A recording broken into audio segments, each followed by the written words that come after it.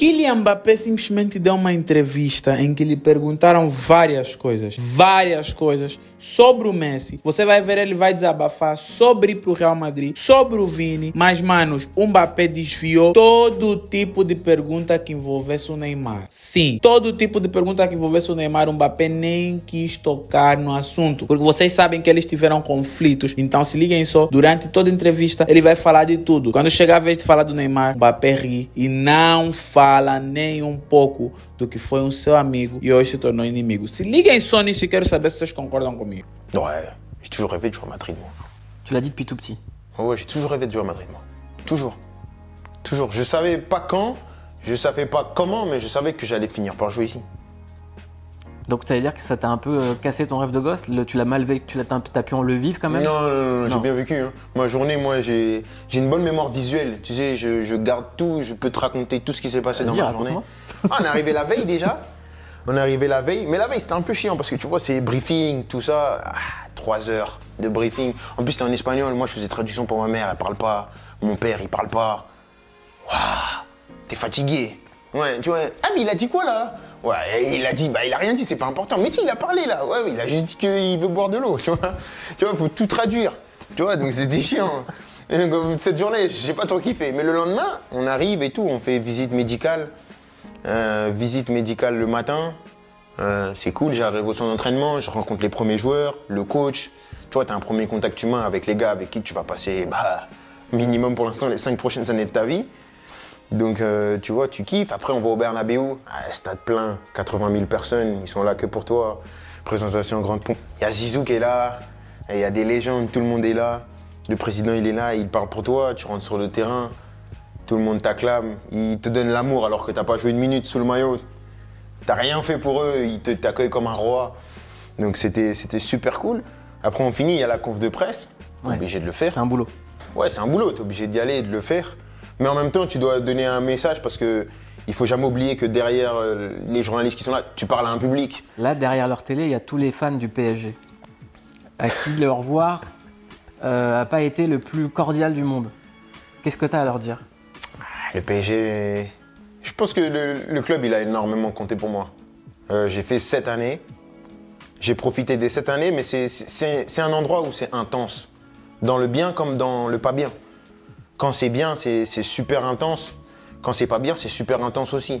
Mais j'ai passé 7 années extraordinaires, moi. Peu importe ce qui s'est passé à la fin, ça a toujours été ma devise. Va être le meilleur avec les meilleurs. C'est ça, mon histoire à Paris, je l'ai écrite. Après, elle est parfaite ou pas, rien n'est parfait. Je pense avoir fait beaucoup de choses bien, des choses pas bien.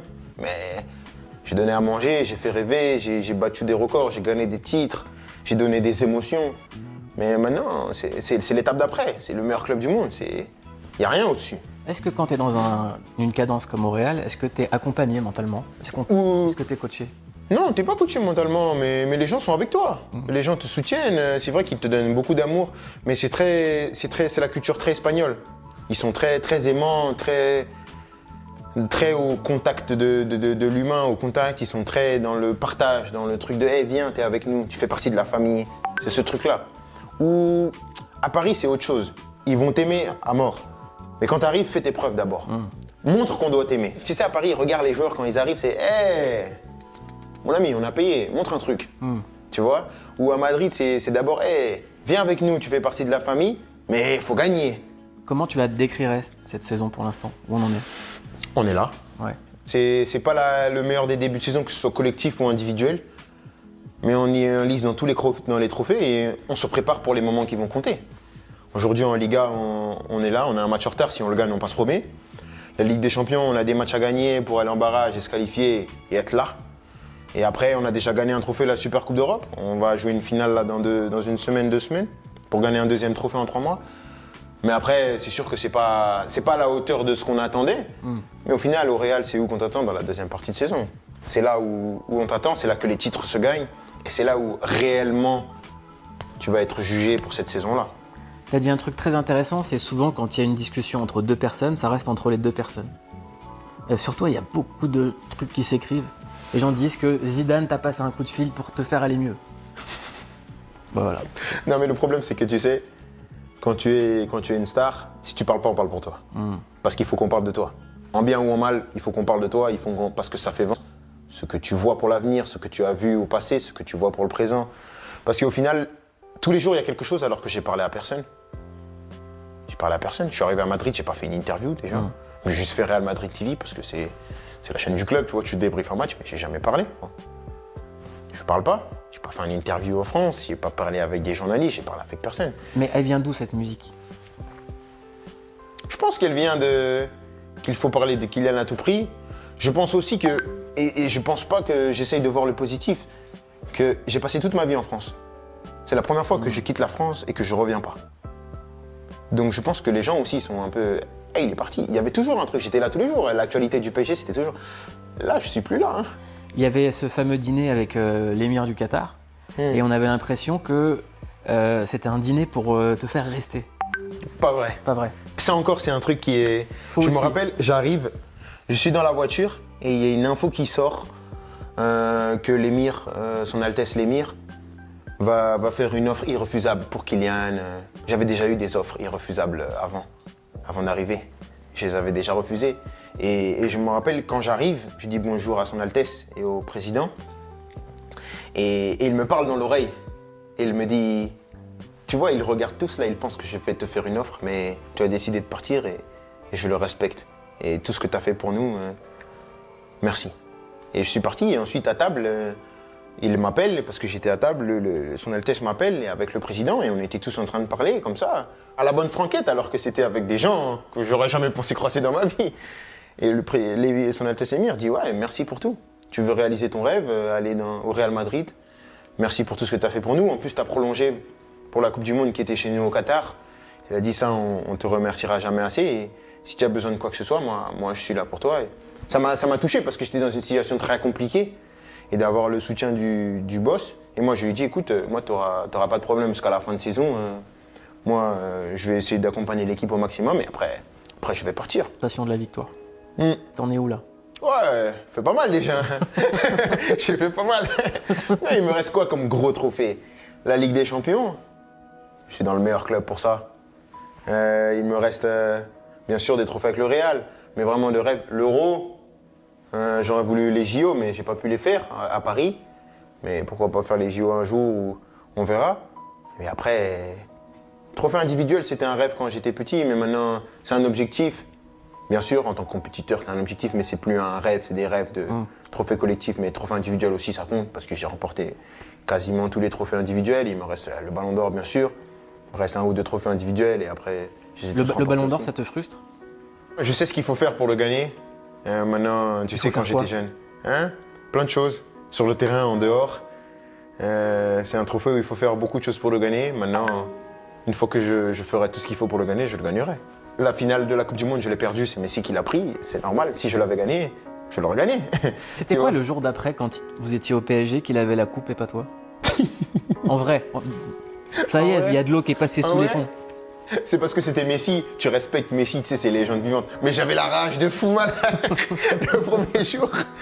Mais ce qui est bien, c'est que le premier jour, quand on rentre, eh ben, on a cassé cette glace parce que tu sais, t'appréhendes un peu. Hein, on s'est livré une bataille que tout le monde a vue et on se retrouve dans la même équipe. Et le premier truc, on rigole tous les deux parce qu'on sait que ah, vas-y, on s'est livré bataille. Bon, allez, c'est parti pour toi. Et il me dit, hey, t'as déjà gagné une fois. Fallait me laisser gagner moi aussi. Moi, j'avais déjà gagné, tu vois. Et après, tu sais, on s'est fait des souvenirs ensemble de la finale.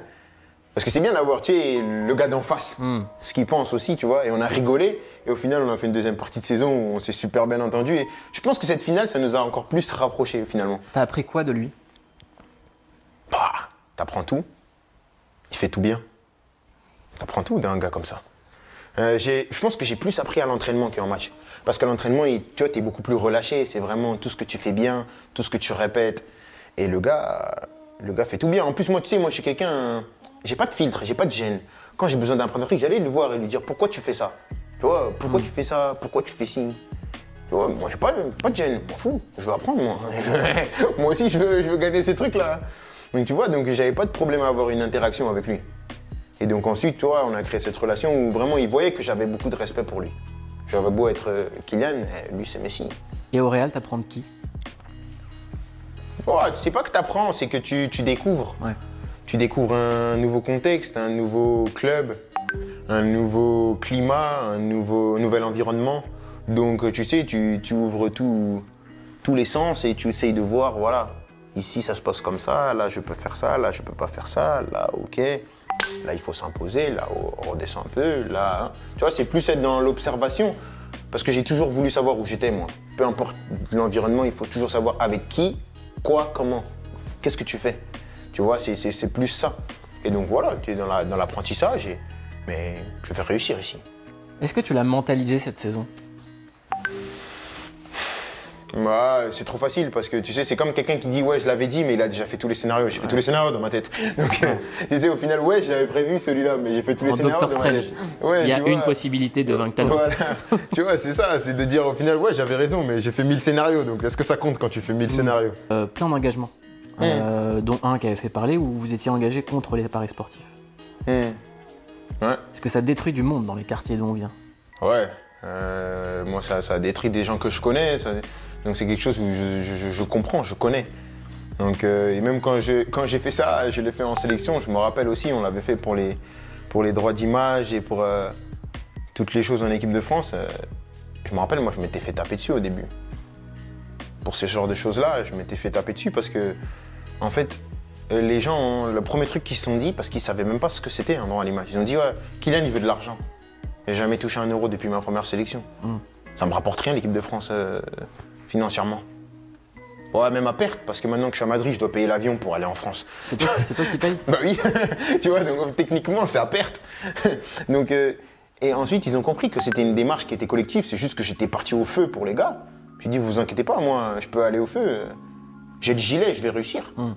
Je me rappelle, les gars, ils me disaient, ouais, putain, tu vas aller jusqu'au bout, ouais. T'inquiète pas, moi, je vais pas le faire, le shooting. Allez-y, vous. Oui, parce que vous, si vous tirez dessus...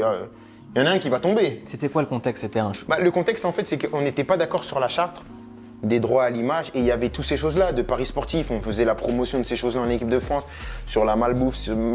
On est l'équipe de France, on inspire tous ces gens-là et on vient. Il y en a pas mal d'entre nous viennent de quartiers, viennent de ces endroits-là où ça détruit mais un nombre de gens incalculable. Moi, je me rappelle, on discutait avec la fédération depuis des années et on ne trouvait pas d'accord.